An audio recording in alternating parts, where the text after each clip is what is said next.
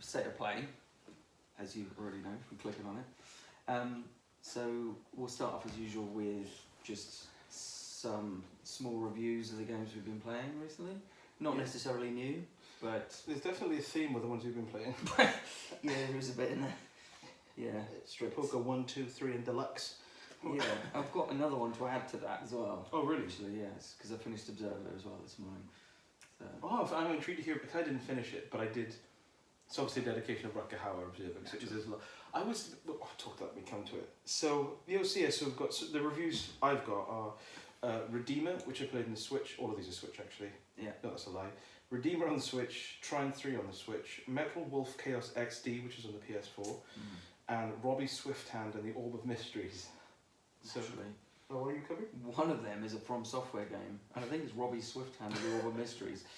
What am I covering? Rage 2, Doom 3. So Rage 2 on PC, because it was on sale on Steam. Doom 3 on Switch, plus Resurrection of Evil and Lost Missions. The DLCs. DLCs, I didn't know which come with it. It's a good deal actually. I'm going to get it for £8, getting the original game and all the DLC. As I said, I've just finished Observer, so I'll talk about that a little bit. I'm happy to talk about Hauer all day. And then just at the end, the topics for discussion. The last one. So the Doom series, and replaying it now because I bought the first 2 Doom games on Switch, so I was playing through those. They're good. Just to chat about shareware, because that's popped up recently. And memories of struggling to get DOS games to work.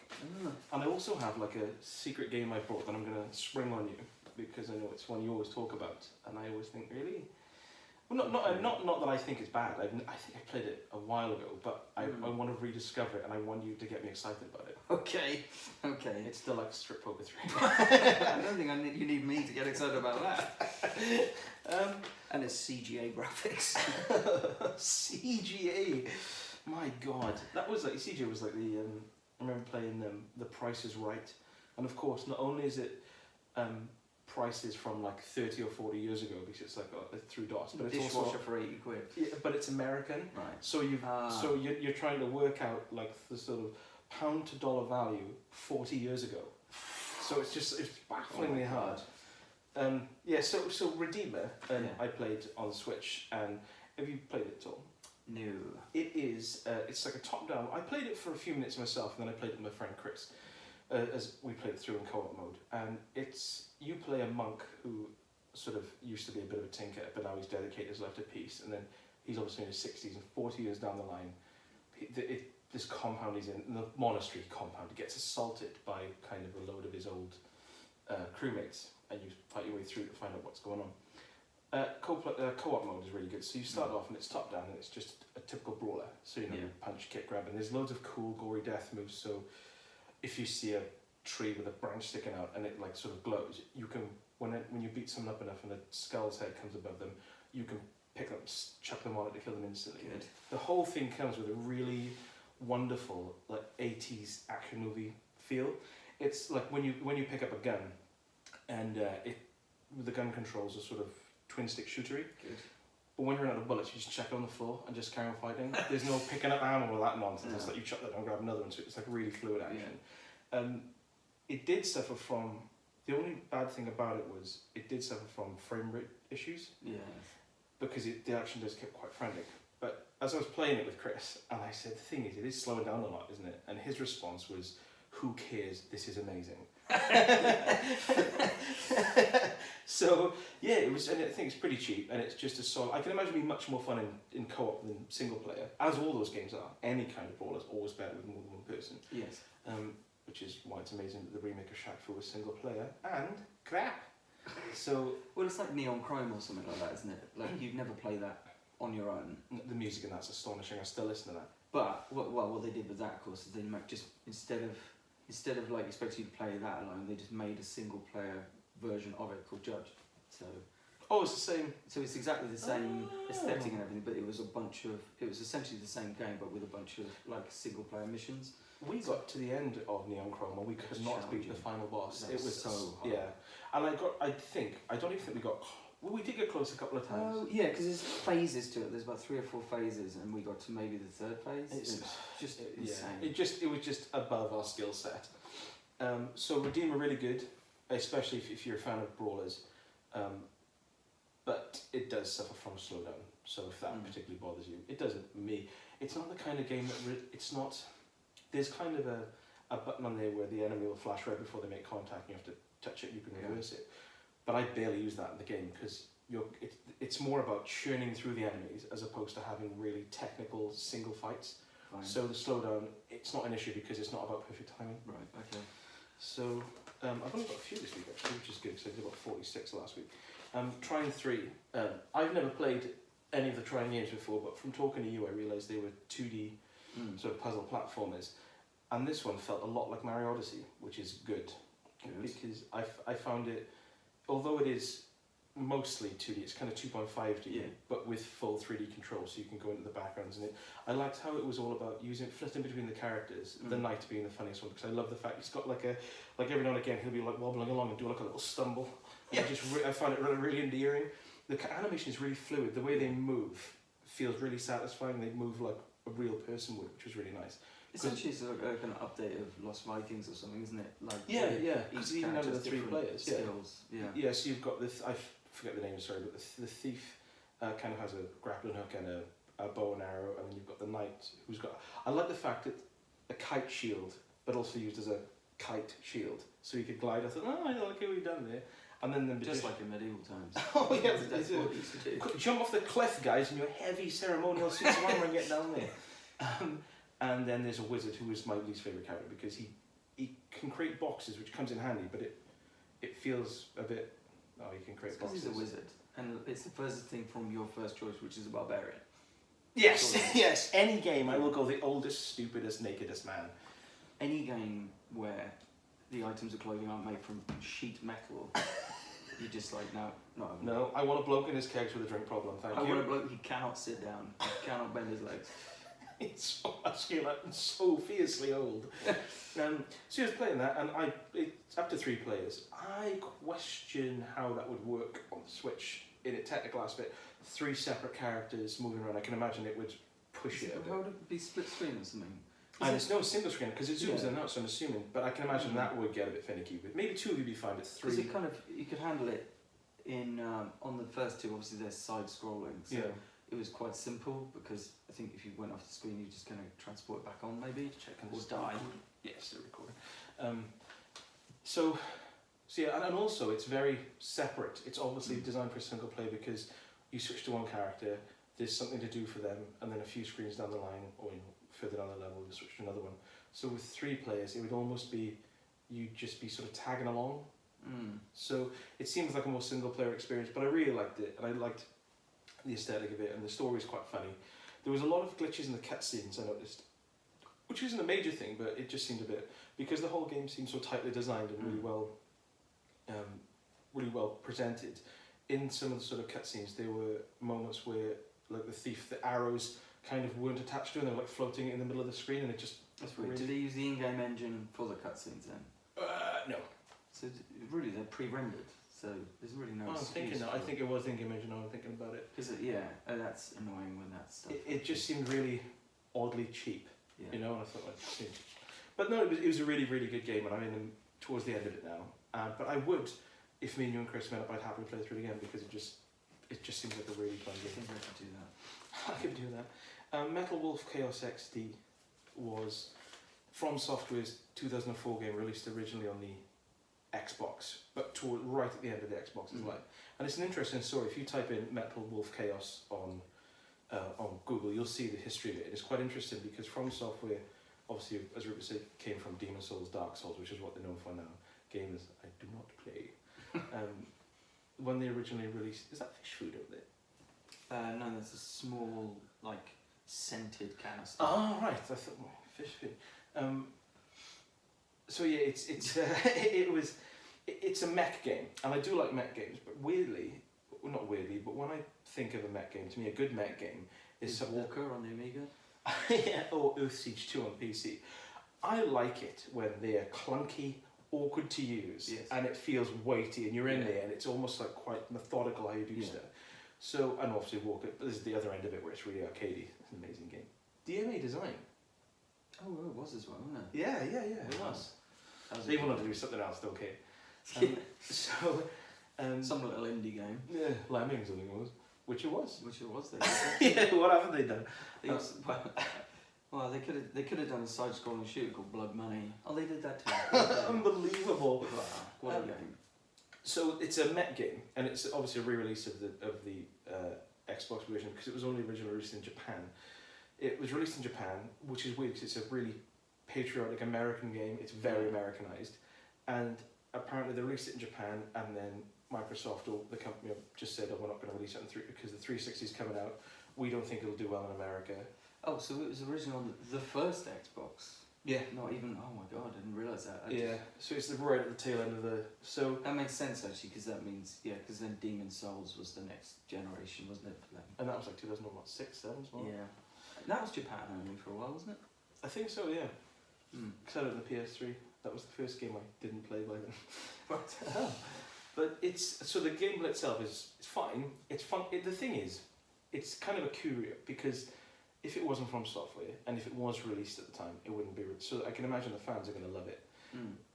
And the visuals have been updated. The cutscenes are ridiculously hilarious. The stuff that it's so over the top, Mm. and the voice acting so bad, but like wonderfully bad. Yeah. And the storyline Like is Resident preposterous. Evil bad. Yeah, and the storyline's preposterous because you play, I think his name's Michael Wilson, the president, and he's kind of being usurped by the vice president, so he just gets into this like 30-foot mech, jets off to the other side of America, and the game is you fighting your way back to the White House to take it over. And it's just walking through cities, demolishing them and just attacking the military and stuff. So it's the gameplay is good, but it really shows its age. The enemy placement, the constant respawning, the way that you just have to walk here, blow that up, walk here, blow this up. Mm. And there was one point where there's a building I had to take down, and I thought, wicked, I'm just going to go bonkers, you've got like loads of weapons you can scroll through. And I was shooting at it, and I thought, oh, I remember this now from this era of games where it presents something that's ostensibly fun, but then it actually boils down to you have to shoot very specific points. Ah. Do you know what I mean? Yeah. It's like the building's totally standing, there's one patch, you can quite One you hit it, tiny- and then it collapses. Yeah, one and tiny patch which flashes red. and you're like, okay, so and the boss is it's very of its generation. It's cool that it got released, and I didn't mind it. It's probably the kind of game I'd rather watch someone play than play myself because it does feel slightly cumbersome now with and dated gameplay wise. But it's good that it's been released. It's low price, and fans will probably love it. From software fans, it's interesting to see what they did before they essentially went down this like ultra hard sort of really fragmented narrative. It's not punishing difficult. No, it's quite free with the difficulty levels and stuff. All right. So yeah, It was quite accessible. Yeah. Accessibility from software. Remember that? When I was doing a little bit of research on the game as well, and they were talking about the update, the head of From Software said, we were thinking about updating it to modern audiences' perceptions of games. So we were going to put in an ultra hard mode. We didn't in the end. And I thought, modern audiences or your fans. Yeah. Because when I buy a game, I don't think, I hope this is ultra hard Yeah. for everything I get. Yeah, I hope I died 40 times on the first boss. Yeah, before I press start on the options screen.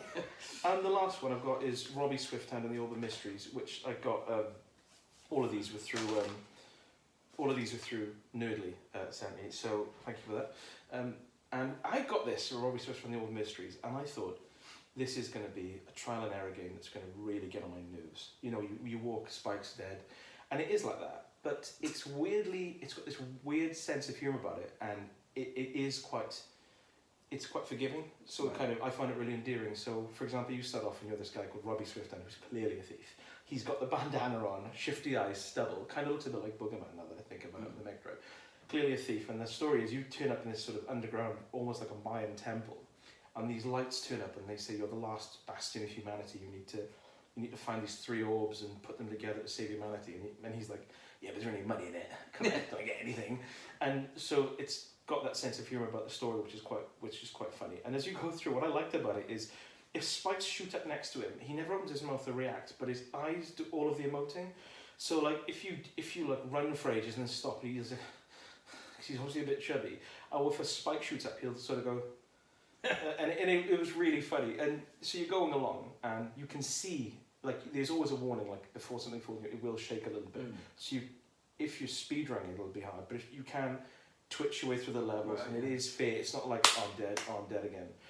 So it was quite good. It was a good, fun game that I have find myself going back to, because it's quite, you can just jump in, do a couple of levels and stop. And what's really cool is the 3 orbs you need to pick up are separated into 3 doors you go into at the start.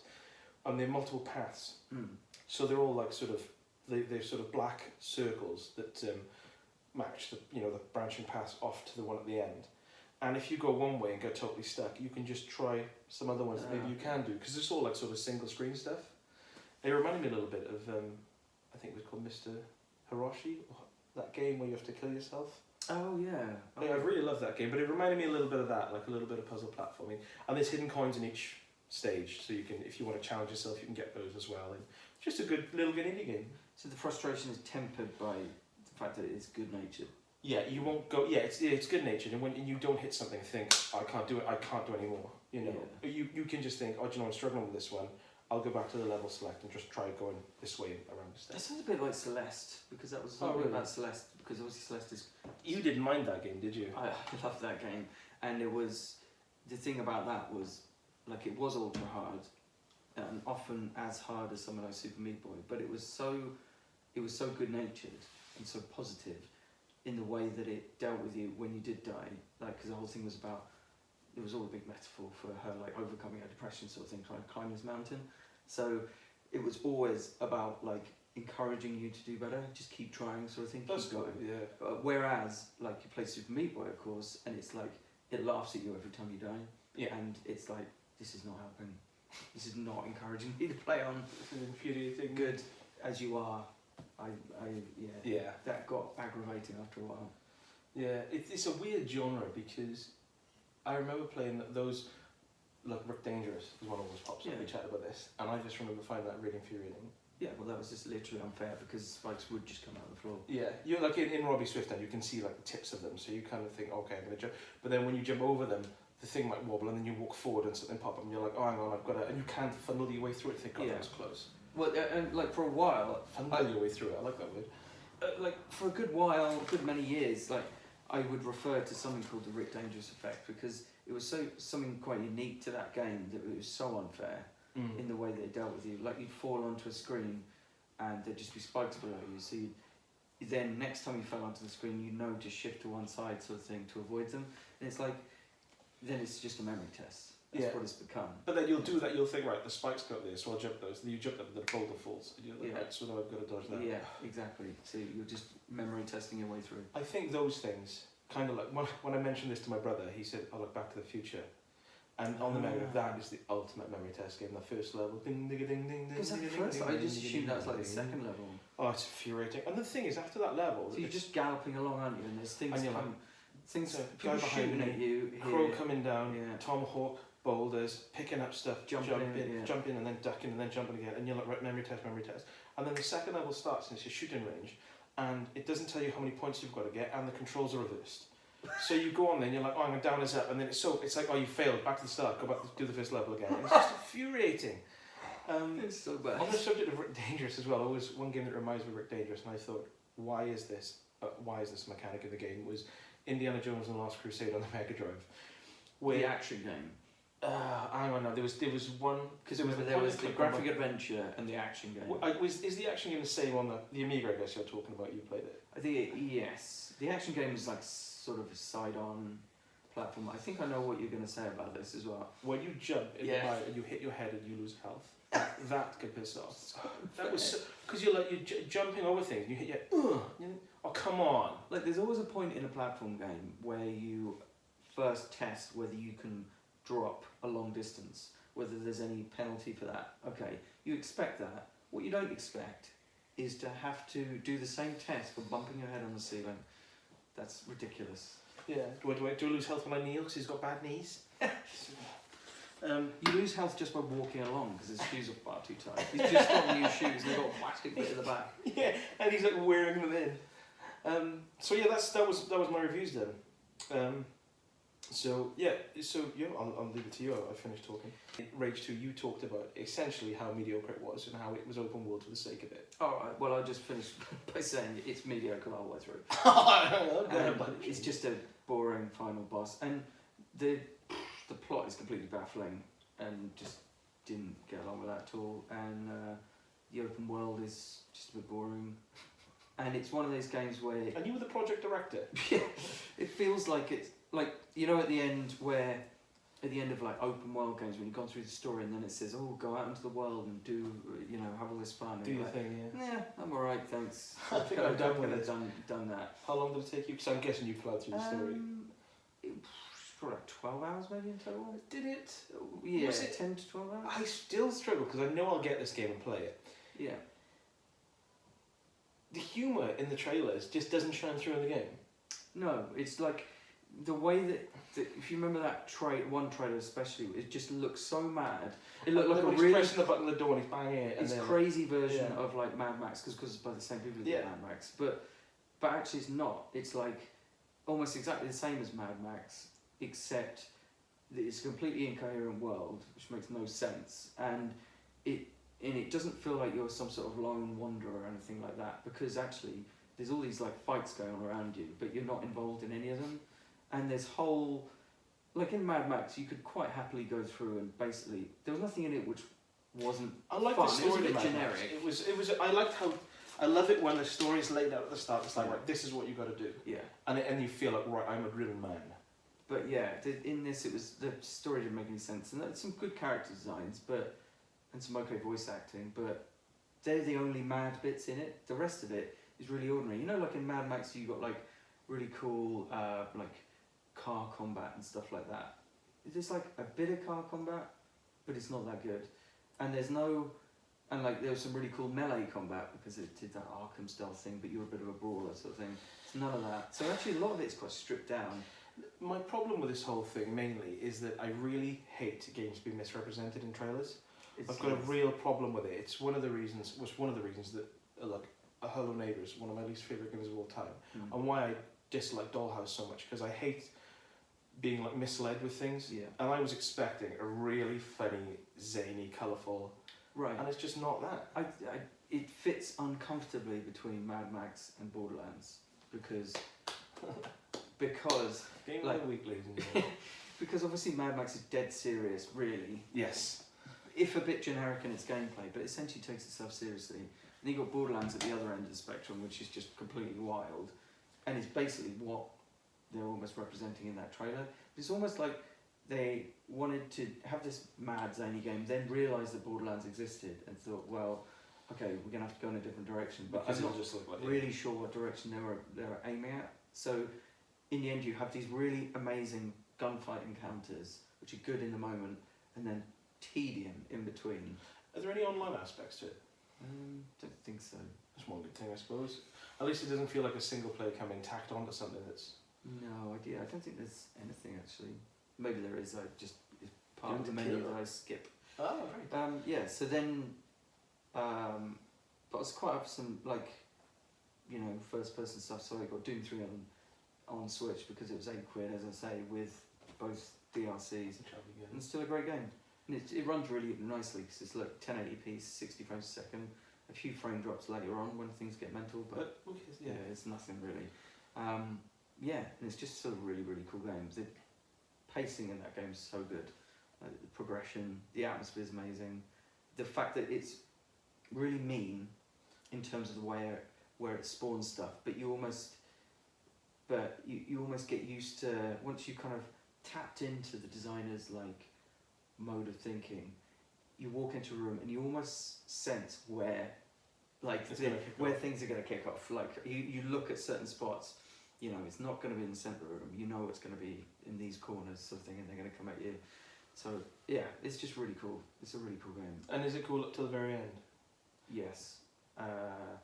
You think, yeah, well, it really nails the sense of like starting out fairly normal and then it's a gradual descent into hell, and I think they've really got that well. So like, you're married. Yeah. Married. It's good old 70s humour. 70s British humour. My favourite period. No, it wasn't. No, it wasn't. It was the worst, wasn't it? Alright, yeah, I always get those two. By misogyny. Should name my autobiography, really. The DLC you're going to talk about? Because Yes. I didn't know about these, so I'm intrigued. Well, one of them is Resurrection of Evil, which is it's quite hefty. You get quite a few missions. It's pretty much more of the same, to be honest. But you do get the double barrel shotgun in there, which is just amazing. It's so meaty. It's one of those things where, like, if you go up to pretty much any monster, as long as you get square on, you can just blast it away. But it takes a little bit of time to reload. So I think so. That's what you need. That's what you need. But also, what I noticed was that it's much more immediate. Resurrection of Evil, and it probably feels like an Aliens game, as in like the James Cameron film. It's much more like that, and it's much more manic. There's a lot more things where you're like traveling through the dark with like one of those, those little walker robot companions sort of thing, lighting up the way. So it's like, and things are just spawning all around you. So it's really manic. Do you hide in any cupboards like in Alien games? No, because it's not boring. Oh, okay. And then there's Lost Mission. Lost Mission. I put Lost Mission on this piece of paper, but I get the feeling it's called Lost Missions. Not many Lost Missions, because it's literally about an hour maybe. Oh, really? So it's not much to it, and it really lazily rehashes a boss at the end from the first game. I'm not really sure of the point of Lost Missions, to be honest, because it doesn't really add anything new. I think both DLCs add this thing called the Grabber, which was clearly based on the gravity gun from Half-Life 2, and it's the kind of thing where you use it where it wants you to use it, and then after that you just forget about it, because it's like, this is not the Source engine, so this is not fun. So so you never really think, oh, I'm up against someone firing like multiple rockets at me, I'll get my Grabber out.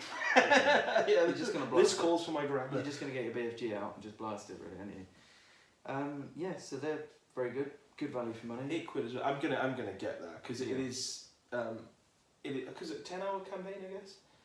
Yeah, I'd say the main game is probably about 15 hours, maybe. It's like a good lengthy campaign, and it was one of the first games I ever played where you have the whole thing of picking up, what are they called? In this, it's like emails and videos. Oh, like the audio logs. Audio logs, yes.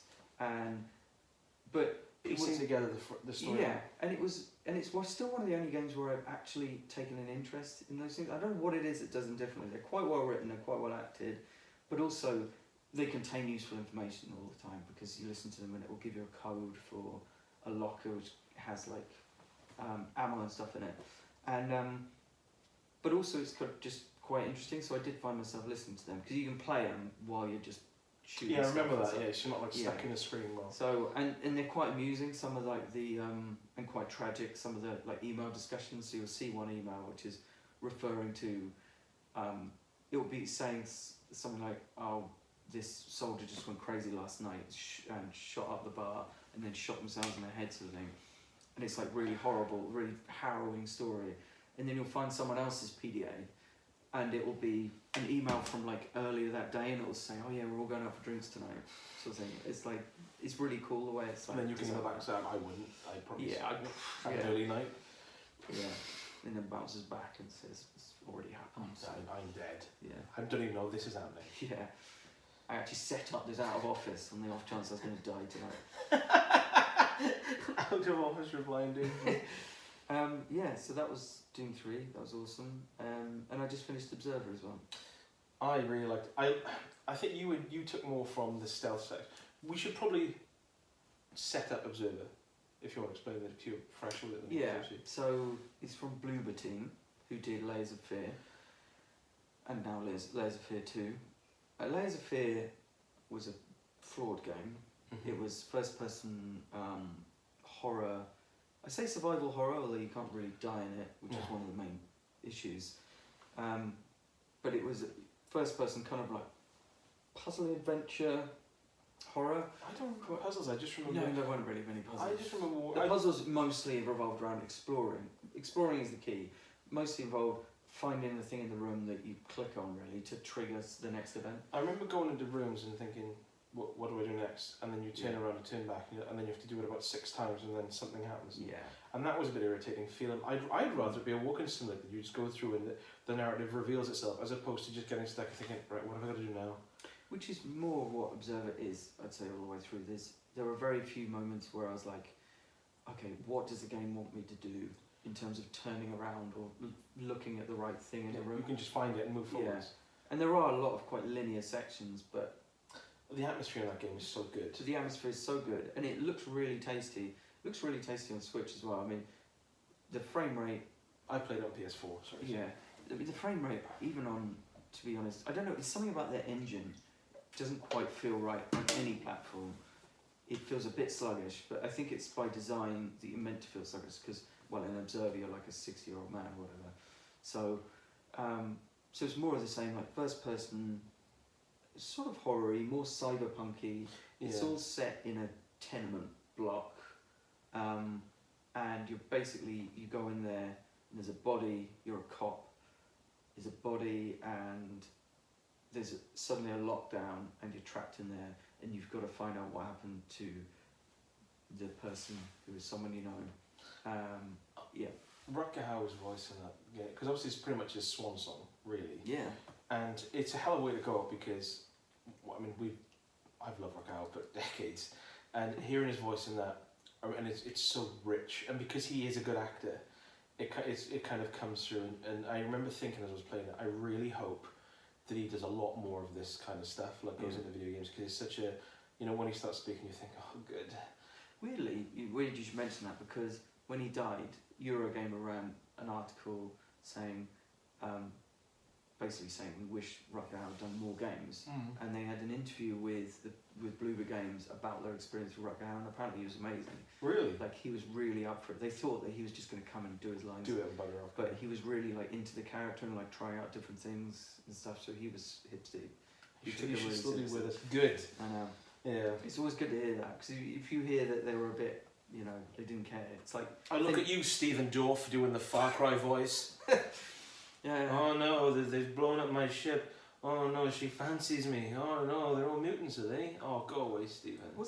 Didn't Peter Dinklage get like sacked off Destiny or something? Yeah. Yeah, I don't know. Because I've heard, I don't know. I don't think he got removed because of how bored he was when he's doing the voiceover. I think it was because he leaked spoilers or something like that.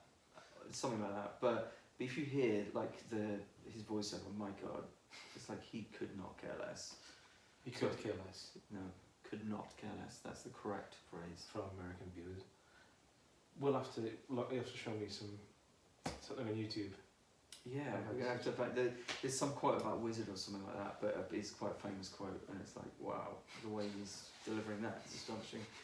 But Rutger Hauer, he's really good. It's quite linear, Observer, and there's not really much in the way of challenge exactly. It's more of an experience, but like Layers of Fear was, it's more of an experience than like a challenging game. Yeah, I think it's something that if you've got a free evening, you could blast through quite nicely. A few hours, probably took 5 or 6 hours, I'd say, in total. And it's really atmospheric, and all of the trip sequences where you kind of plug into people's brains are really well done, and genuinely like some really weird images, like proper David Lynch style stuff. Yeah, I remember one where you mentioned the giggling TV baby thing. Amazing. But I remember one where you're walking in the room and there's like 3 screens, and you keep on coming out the same room. And I remember working on that puzzle, thinking, "Oh, that's quite cool." Oh, the one where it's like CCTV footage, and you can see on the screen, it kind of shows you which doorway to go through. And you've got to kind of angle it. You've got to stand with the CCTV and work out which one it is. That was pretty neat. They need more of that. I think, and there is more in this than there was in Layers of Fear. So hopefully, I haven't played Layers of Fear 2, but hopefully, because they've got such a good eye and they've got so many good ideas, I just hope that, and the story's good. Yeah. But I just hope, I kind of want a bit more of that sort of gameplay. Yeah, I think you enjoyed them more than I did, but when you plug in, you've got to retrieving people's memories and working through them. Some of them were really, really cool, and then other ones I just found tedious. That the bit I stopped in the game, and I'm going to go back to it now because I want a bit more Rutger in my life, is there's a bit where there's like searchlights and you're going through a cornfield and it just felt random. You just kept on getting spotted, and it happened so many times I just thought, I'm just turning this off. Yeah, I did that very systematically until the last bit when I just sprinted across the field.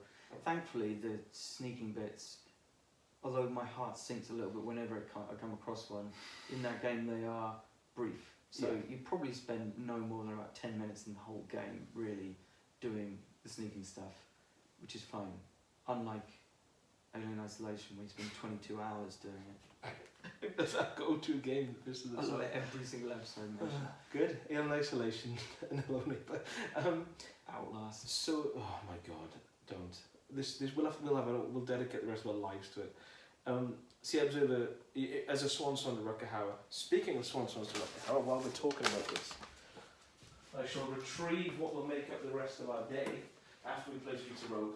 Naturally. That has to happen. I cannot wait to show you Streets of Rogue. I should be a marketing executive for them.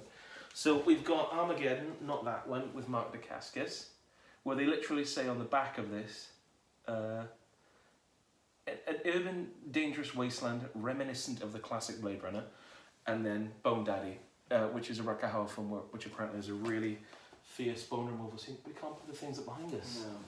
Oh yeah, Rupert's moved, by the way. We're doing it in his house today because we're going to spend all day having fun. I brought Alien Isolation, actually. What did you say? So then, the topics for discussion, we've got the Doom series and replaying it now. Because you got the first two? Yeah, I had Doom and Doom 2 Hell on Earth. Which it was weird because, of course, when we did the last episode and you talked about Doom 3, I thought, I do want to get that. But a couple of days later, Chris was coming around for a co-op night, so I thought, well, I'll just buy the original. It was like £4 to buy the first two, because they're obviously up to 4 screen plus split screen. I think really. Split screen, yeah. So what we're going to do is play through them. Have gone with me today? Oh no! Oh my God! This and Trine through. Oh, what a day! Alright, we're switching this on. Yeah, I'm going to sell my phone for more games. Of course, you mentioned the Digital Founder episode where they say that the characters are slightly squat and the frame rate isn't quite what it should be, and the sound is slightly like sort of muffled and isn't as bright. But of course, I haven't played Doom since like 1997 or whatever I last sort of played it on PC. So I had no point of reference. To me, it was just, oh, this is cool. The only thing that bothered me is when you go in, I think in 4-player it'll be fine, but in 2-player mode, it does that Resident Evil 5 thing where it kind of changes the aspect ratio so the whole screen isn't being used. Classic. It's not a problem because obviously it's so resolution anyway, it kind of sharpens the image. But it was a bit like, this is a 60-inch TV, I wouldn't mind getting some value out of it. But yeah, you'll see later on what I mean. But the whole game still plays really well. And it took Chris, he was like, I can't aim up at the monsters, and I said, don't worry about that, Chris. Just point in the general direction, love, and press the trigger with you. Yeah. So it's like when you're firing the plasma gun and the shots. Yeah. So it's still a good game, amazing music. So we'll play a bit of that later on as well, if that's okay. Yeah, not really. I love that. I absolutely loved Doom 1 especially. I thought Doom 2 was good. However, it seemed much more based around arena style scenes, if you see what I mean. There was going in, doing it. Yeah, it would be like, here's a big room, you're going to go and grab that rocket launcher, and then things are going to start spawning around you. There was a lot more like that. Whereas, I guess with the original Doom, ridiculously, it felt more like a kind of real architecture. It felt more like an adventure. It is an empty architecture. But yeah, I see what you mean. You kind of describe. There's a lot of bits you're like, right, I've got a key. Where the hell do I go now? Yeah. And the map. The map feature. I remember being on wireframes. Like 3D wireframes from a top-down perspective. You're like, what? So yeah, but we'll find that out later on. So it's really good. But yeah, I was just going to say to people, I mean, if you watch the Digital Foundry video and you were a bit, it sounds a bit crap. Unless you literally have played every iteration of Doom and you're like seriously know what you can see it and it'll really affect your enjoyment. To check it on the Switch for a few quid and play it like local co-op or whatever, it's fine. It really is fine. It's not damaging in any way. It's only if you're a real connoisseur of the Doom series, you'd be, oh, the thing is here, which is fine. But I didn't have that. I was just like, this is cool. Well, my memories of playing Doom were on like a 386, so even in that, the frame rate wasn't great, and of course I had to press the minus key to get it up to 60 frames a second, so you had a tiny window in the middle. Yeah, but then you just put a magnifying glass on the screen. What's wrong with you? And the only other place I played Doom was on an Atari Jaguar, which was not the best place to play. Oh really? Yeah, with this enormous weird telephone keypad. Yes. Joypad. So weird that the fascia of it, the buttons, the sort of D-pad and the buttons like face slightly away from you, and Yeah. the keypad is the main. It's like, well, this Yeah. is awkward, and then it's not ergonomic, so your fingers are like in the way of them. It's just weird. It's an awful controller. Oh right. An awful machine. Okay. Yeah. So but That's yeah. all from Mr. Jaguar, Alan Jaguar. But yeah, it was really the Doom shareware episode, Which is, I think, what kicked us off with this. Yeah, because I played that to death before finally. So the full game, I mean, I did finally get the full game, but only after playing the shareware version for about 3 or 4 years. Yes. So because of course that was free, because that's how you used to get things back then on the PCs. You'd have like a third of the game or something on shareware, just like 3 or 4 discs, and yeah, just play it that way. Yeah, I remember having like CDs that would have shareware versions of things on them, and that's how I first played Blood, which is probably on balance one of my favourite games of all time, because I just still go back to it. I've got no problem with it at all. But I remember what got us on this topic with shareware was I remember having this level of Blood that had like a creepy house, and I remember I used to play it to scare my brother, who was 7 years younger than me. And there's a scene in it where you go to this weird house, and then you have to get a key and go down this kind of tunnel, and it's a load of like faces, like screaming and wailing, and it's overlapped with a soundtrack of like children singing, like la la la, and it used to terrify my brother. So obviously when he came in my room and I wanted to get out, I think I remember that from the Blood shareware, you know. But it's not in the full game, so I'm going to try and get hold of it because I really fancy playing that. But yeah, and the other shareware games I remember on the PC were Commander Keen. There was a lot of that. Yeah. And they had like the original Duke Nukem by id Software. And stuff. When they were Apogee. Apogee games, yeah. And EGA graphics, sorry. But what I really wanted to talk about was Descent as well. Descent, yeah, that was going to be. That used to make me feel really seasick. That was not much seasick. Like, I struggled. I used to have to like after like a battle, I'd have to like look away from the screen and kind of recenter my eyes, sit right. And I don't know how that, because I played that to death. Probably the shareware version, to be fair. Yeah. But of course, you weren't using mouse control, as far as I can remember. I don't remember using mouse control. I'm pretty sure you're using WASD, but also then Q and E to roll. To roll, yeah. And so it was so disorienting. Yeah. Disorienting or disorientating? I want to say disorientating. Disorientating. Yeah. Disorienting? I've heard people say this. Is that a problem? Maybe it's an Americanism. I don't know. Like, it sounds simpler. So. It still tickles me though that like we say lift and they say elevator, and you'd think it would be the other round. It's just a simplified version of it. Anyway, yeah. So shareware, High Octane on the Amiga, which was I think we talked about this with the Erwin DeWitt question. High Octane was the shareware version I played a lot of, and of course like BIP and stuff like that, and Scorch Tanks, which I've got an interview coming up with the Mike Welsh, the guy who made it, total professional. But yeah, what else do you remember from shareware? Yeah, Descent was going to be the one I was going to mention, and Blood as well. But certain games I never actually played the full game because I only ever played the shareware version. Blood being one of them. I don't think I ever played the full version of Doom until much later. Yeah. Well, I remember far less about the later levels of Doom, but I suppose in a way, with they've kind of come full circle now. So you'll get games where like Hitman, where like the first episode is free, so to get you into it sort of thing, so you want to keep playing. Yeah. And I do appreciate that in a world where demos are so rare to because it's especially on like say Nintendo eShop where you can't get a refund and few of the big games have demos. It's like, well, you're really just relying on either try it out on PC and get a Steam refund if it's and then get it on Switch or PS4. Yeah, which is what I often do anyway. Like most of my testing for Switch games goes on PC. I either get it on Twitch Prime for free, or what's it called? Or you get it like free through what is it called? Where else do you get free games on? You're gonna have to cut this out because there's another place. I need to remember what it is. So it's Twitch Prime and Epic Games. Oh right, yes. Yes. So, but Epic Games Store, obviously, every fortnight or whatever, you get Every fortnight. because They make fortnight. Yeah. Every So, fortnight. yeah. So you try it out there, and then if it's good, buy it on Switch because why not? While we touch upon Epic Games, Yes. there's a lot of searing, burning hatred for Epic Games that I was unaware of because it's just some way you buy games. It's just a store. I don't understand why when a game goes on there that's free, or why everyone wants to set it on fire. I think when it got really ugly, like previously, basically it was like I don't know, people were. It didn't have all the features that Steam had and stuff like that. It always seemed a bit ironic that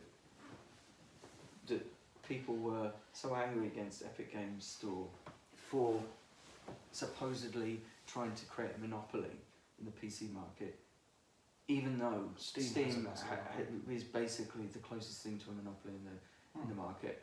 The thing you've got to remember about Steam is Steam came out in 2004. It was Half-Life 2 was the one that kind of launched it in a pretty parlous state as well, I have to say.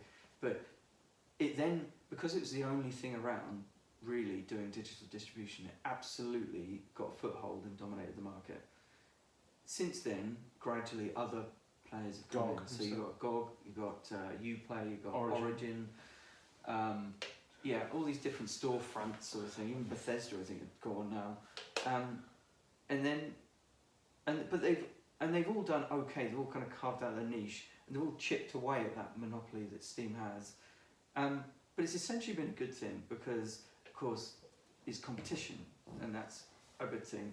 It's something that you don't have on console because you've got the eShop or the PlayStation Store, and you're locked to it, and it's completely controlled. It's a single storefront.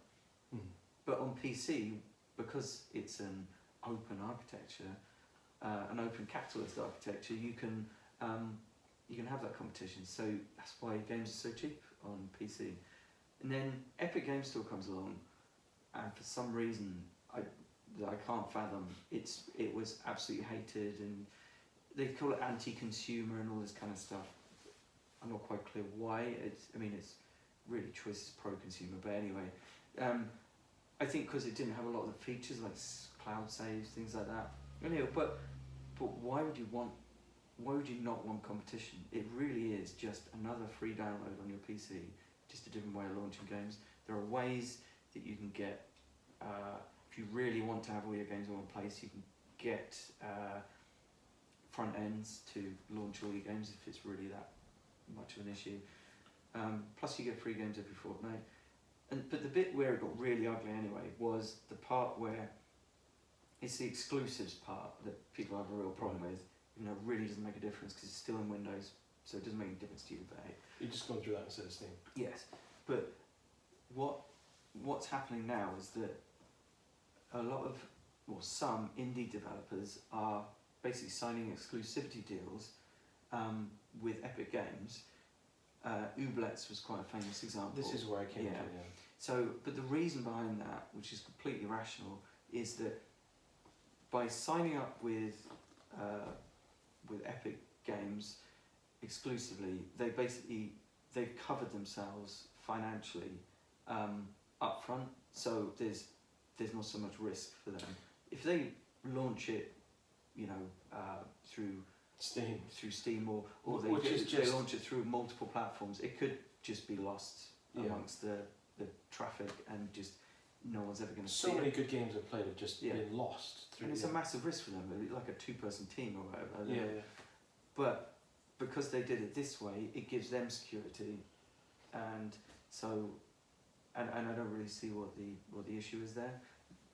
The issue was that one of the developers called out all the toxicity and said the gamers are a bunch of entitled so-and-sos, and pointed out that it's just another launcher and there are more important things to worry about in the world, which I thought was completely reasonable. It is totally true because there is a toxicity in a lot of gaming culture. I just don't. So say, I'm just trying to think of a worst case scenario. So say, right, I don't know how it was backed, if it was Kickstarter backed or whatever. So Ooblets, was it? Yes. I'm a huge fan of Ooblets. I followed the development, and I've no knowledge of Epic Games, right? Right. They say we've signed an exclusivity deal through Ooblets. You have to download it for whatever price it would have been on Steam through this. So I download a small free launcher. I pay for it, and then I play it through that. Yeah. And that's the worst case scenario. Well, Ooblets, they didn't even have a. I think they had some sort of crowdfunding thing, but it was never to get the game. It was only to help the development of the game. I think you got like free extra stuff or whatever, but it was never said that you got a copy of the game. So it's not like you're promised a Steam key and then suddenly. So because no one was ever promised a copy of the game, that was never part of the deal. Because it wasn't done through Kickstarter, it was done through something else, and I can't remember. Indiegogo? It may be similar to that, But if the thing is, if however a developer wants to release the game, it's kind of none of our business as consumers. I don't understand where this rage comes from, and I think entitled is the word, because this I don't see. It'd be interesting if you've got a different perception in like the comments to say something. I just don't understand how someone can. But I've never really understood how like a consumer of a product or can get so wound up over something that's not their personal creation. Yeah. I don't. That's why I struggle with like fanboyism and stuff. I don't. Your own relationship with something shouldn't be affected by anything else. I've never fully understood it. No, I can't fathom it myself. I don't know why it gets people so angry. And I thought that the developer's response was quite amusing, quite reasonable. Probably came across as really condescending and patronising. But probably a bit sick of the whole thing. So I would think so. And some of the stuff that came back to them was pretty sickening. Yes, it's when it turns personal. Like this isn't about like the game or like the platform. It's like really personal attacks on me and my family. Like really anti-Semitic stuff and things. It's like really. I mean, it's a game. It's a game. It's not like it's. It really is. So I'm following that game. It got a lot of attention thanks to the vitriol that it receives. So I'll probably be following that and might buy it on Epic Games. In fact, we're going to boycott Steam. Only use it again. It's an interesting topic and one that's quite deep because you see these news stories and they come out and you think, why do people get so angry about this? There can't be someone vibrating with purple rage in their bedroom that like the only thing in their lives is Ooblets being released through Steam. I don't understand it. I know. It's quite baffling. Yeah. I think that's pretty good. We can talk about it because it just seems just a bit of to go from that to struggling to get DOS games to work. I think that's a good ending point. Yeah, I think so. We'll keep that for next time. But thanks for watching. And I suppose the last thing is Game of the Week. Well, I mean, Doom 3... Oh. Sorry. What? The game. Oh, the game, yes. Okay, so what would your game... I would choose Observer, just, for Rutger. Yeah, I think in terms of value, the Doom 3 is... Your game of the week. Is the game of the week, but in terms of like if you want a new experience, then Observer is the choice. Just take my trousers down. For me, I really like Redeemer. There's some good games there. They're all good, but from my point of view, I mean I haven't played Doom 3 or Rage 2. Observer is the memorial game of the week for Rutger. But out of Redeemer, Trine 3, Metal Wolf, and Robbie Swifthand, I love Trine 3 as a single player, but Redeemer was just fun in local co-op, and it was nice to play that kind of game with no sort of depth beyond this is awesome. Yeah. So, Rupert's probably, you're going to guess this by for the time I actually reveal it, but through our conversations over the years, whenever the Xbox 360 is brought up, or this game is seen whenever we're out and outside, where you say it's the best game with the Xbox, and you've said it about 6 or 7 times, and I owned it on I think it's the PS2 or something, but I saw this in a charity shop for £1 and I bought it, and I wanted you to explain to the viewers and me, like in depth, why this is the best game on 360 for you, and that game is Viking Battle for Asgard. That's really good condition as well. Yeah. But I know that every time I talk about it, it's like, blah, blah, Vikings. And best game of the 360. And you love this game. I absolutely love it. It's bad on PC because it's so badly ported. Oh, really? Yeah, it's really lazily ported. But I have played it quite recently, and it still holds up. Like, so what is it that grabs you about it? I think it's like it's by Creative Assembly, who did Total War games, and it's one of the few their few forays into like kind of more console type gaming. So of course Alien Isolation, which they also did. Somehow we always manage to come back to Alien Isolation. No matter how. But so it's a third person. It's really good condition, isn't it? Third person adventure. Like obviously, I really, for a start, I love Norse mythology, so that part of it's really interesting to me. But what it does is it balances its elements really, really well. So it's sort of open world, but quite contained. So it's quite open spaces, which are quite nice looking, I guess. You can't do it. It's kind of really proper. There we go. There we go. I'll hold it there. And so sort of open world-y, sort of, and you kind of have to liberate these different parts in each like large land mass. You have to liberate different parts of the world. So, but it'll be done in like, so there'll be like a farm which is overrun by the kind of undead army sort of thing, and so you go and do that. You just kill everything there, and then like. It's like the darkness lifts and suddenly the sunlight comes out and it's like really nice, so you're properly like making the world a better place. And so you go around and do that sort of thing, and like a farm might be quite easy, but then you'll have like this huge like distillery complex, and it'll be much harder, and then it's all building up on each island to a massive battle, and that's where the Total War stuff really comes into it, because I've never seen a game of that style, this kind of quite arcadey style, which depicts big scale battles in such a fun way. The feeling of like wading through hordes and hordes of enemies. Spartan, I'm sure it was a game called Spartan something on the Total Warrior. I think that was Creative Assembly as well. Oh really? Because that was the same thing. That was obviously like a Greek thing, and I remember the same that you're trying to get so you're hacking so you've got like a target, and it's just. And you're hordes. And it is really filmic in a good way. But it's really, really fun and like really epic, and you get these huge monsters come around swinging, and like you're like, okay, let's get around them, and but yeah, so you've got to make genuine tactical decisions throughout the battle. So you kind of recruit these dragons, and it's like, okay, at a certain point it will say, right, okay, how do you want to use this dragon? Do you want to take out these archers up here who are raining fire down on you? Do you want to take out this like shaman type dude who keeps resurrecting people, that sort of thing, or do you just want to clear the path in front of you so you can go and do it yourself, sort of thing? So it's a cool little, but it's always about the balance. So it never gets bogged down in like tactics and stuff. It's always just pretty snappy. So and likewise, there's bits. The kind of the formula is that the part of the map where the big battle is going to happen, you have to always go in there and prepare for the battle. You sneak in on your own, and that's really cool because it does all the sneaking stuff automatically. So you're just walking up to someone, as long as you're like behind them, he'll crouch down, and then you can just go and do your move behind him. And it's so quick and snappy. There's no you're not constantly retrying because you've been spotted. Yeah, there's no like, oh, you don't have to duck or anything like that. You don't have to. You just basically just. And you get so good at it that you can just sneak in and like slip around people, assassinate this dude, whatever, and it's just really well done. And there's no like cuts, not too many cutscenes to drag it down. Perfect difficulty level.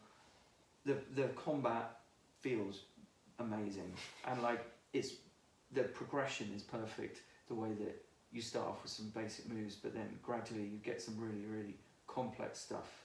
And all the combos are kind of triggered with like a double tap or holding this way and pushing the button twice, or I don't know.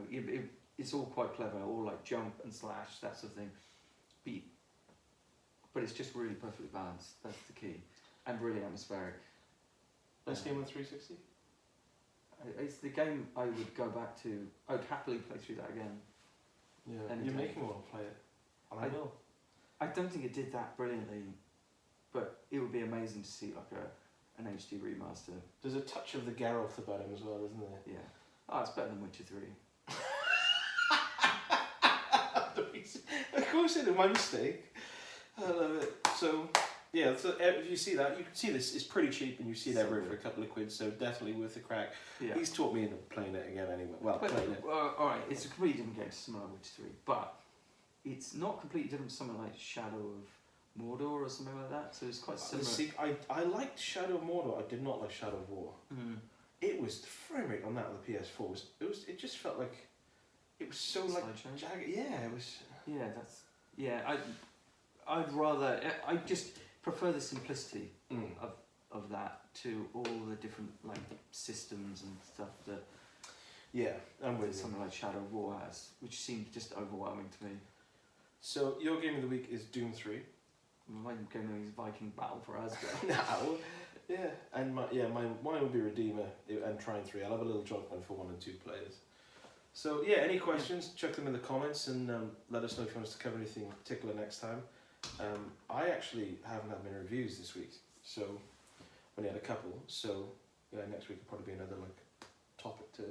Yeah, I don't know what I've got coming up, to be honest. Yeah, there's nothing really on the horizon but Zero Dawn.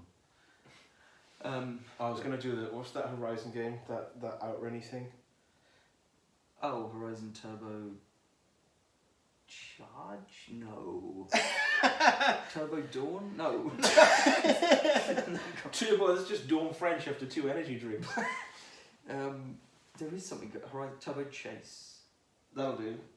Horizon Turbo Chase. I'm pretty sure it's called that. Well, just pretend I said that and the joke was funny. Okay, well, brilliant. I did just get Borderlands 2 because it's $5 on PC, so I'll be playing that. Borderlands, you just had the last month's free thing on the PS4 was Borderlands, the Johnny Hansen on PS Plus? Yeah. I do not have it. 60 frames a second, full frame split screen. Good. I'll have to play that. We're going to be busy today. Yeah. Anyway, see you next time and hope you enjoy.